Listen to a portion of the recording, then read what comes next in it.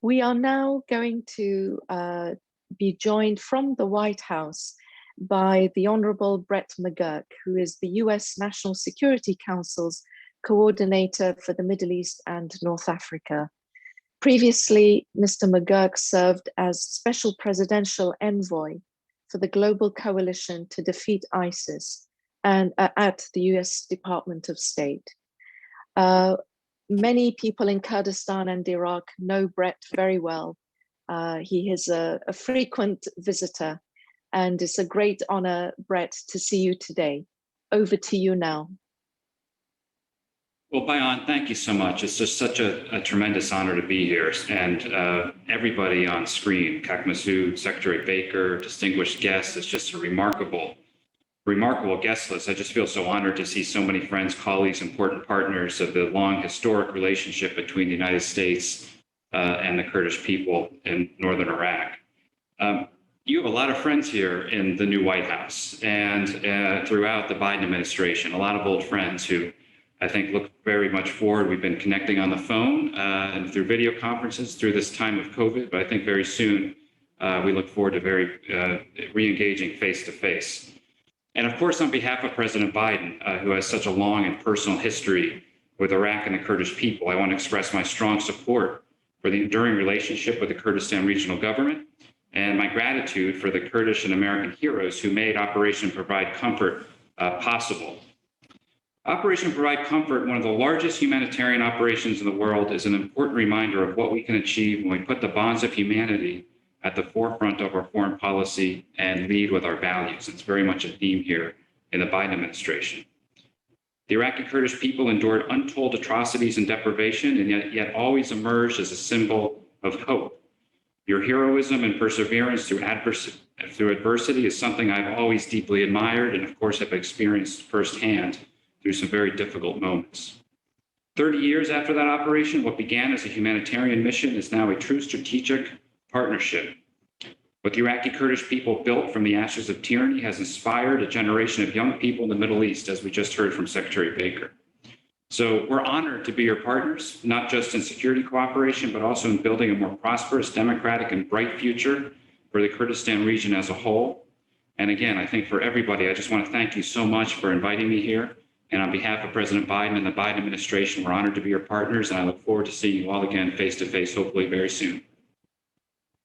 Thank you so much, Brett. That's such a powerful message from the heart of the White House. It's greatly appreciated. It's good to know that we see ourselves as partners, and that's exactly how you see the relationship as well. Thank you, Brett. We really appreciate you taking the time to join us today. Thank you so much, Bayan. You're welcome. So that was great. We have a wonderful message of support delivered by Brett McGurk on behalf of President Biden and the Biden administration, describing the relationship as a strategic partnership. Now, I would like to turn to our friend and colleague at the Department of Defense. The Honorable Dana Stroul is the Deputy Assistant Secretary of Defense for the Middle East. Previously, Ms. Stroul was a senior professional staff member on the Senate Foreign Relations Committee and had worked on Middle East issues in the Department of Defense, State Department, and various think tanks. Now, I don't see Dana on the screen, but I hope that she will be joining us very soon via Zoom. Hi, Dana. Please, great to see you, and thank you for joining us from the Pentagon. Over to you. Thank you so much, Bayan. And just like Brett, it is such an honor to be part of this distinguished guest list on this really important day. So let me greet everybody here on behalf of Secretary of Defense Lloyd Austin. It is an honor to be with you representing the U.S. Department of Defense as we commemorate the 30th anniversary of Operation Provide Comfort. This is an occasion to reflect on that historic undertaking and what it says about the bonds between our two people, a partnership that remains strong and essential to this day. And just to echo what Brett said, a strategic partnership. When Operation Provide Comfort commenced 30 years ago this month, it was the largest humanitarian operation the world had ever seen. The US-led combined task force that carried it out at one point was composed of more than 20,000 people. In the first 20 days of the operation alone, US Air Force C-5s and C-141s, massive planes weighing hundreds of thousands of pounds, flew 75 missions across the Atlantic, transporting life-saving relief supplies. In the first 3 months of this operation, the Air Force transported over 7,000 tons of supplies to the Kurdish people of northern Iraq. It was a heroic effort, supported by over a dozen allied and partnered countries from around the world. We remember and honor these brave servicemen and women.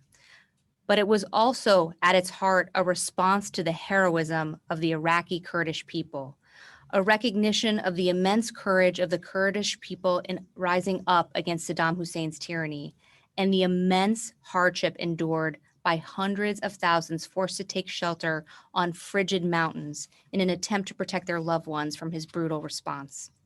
The United States responded by doing what we do best, rallying a coalition of like-minded allies and partners that came together to help the brave Kurdish people in their hour of need. And in the time since then, we have also learned firsthand what brave partners you all are today when everything has been on the line and we have stood up to face danger together. The 12-year anniversary of Operation Provide Comfort saw Kurdish and American forces again fighting side by side, ultimately ending the reign of Saddam Hussein for good. The 24-year anniversary saw them fighting side by side to defeat the brutal aspirations of Daesh, against whom Kurdish forces defended a nearly 650-mile front that included the very same territory US planes once circled to keep Saddam Hussein's forces at bay.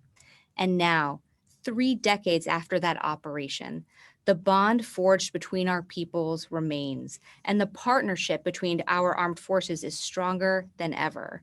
Today, US and coalition forces advise, equip, assist, and enable the Peshmerga as they take the lead to fight against Daesh in the Iraqi Kurdistan region. This critical work contributes to the stability and security of Iraq, the region, and indeed the entire world. So again, on behalf of the Department of Defense, I am proud to partner with you all, just as we were proud to stand with you shoulder to shoulder in 1991. Again, thank you so much for the chance to join you all on this historic occasion. Thank you so much, Ms. Dana Struhl from the Pentagon. We really appreciate you joining us. And thank you for those powerful messages. You talked about the bond, the strategic partnership, and the courage of the people to rise up against Saddam Hussein. And I know we have many friends at the Department of Defense. So thank you very much, Dana, and our best wishes to you and all of your colleagues. Thank you. Well, it's such an honor to hear from our friends at the White House and the Department of Defense. And I think this underscores the strong relationship that we have with the United States.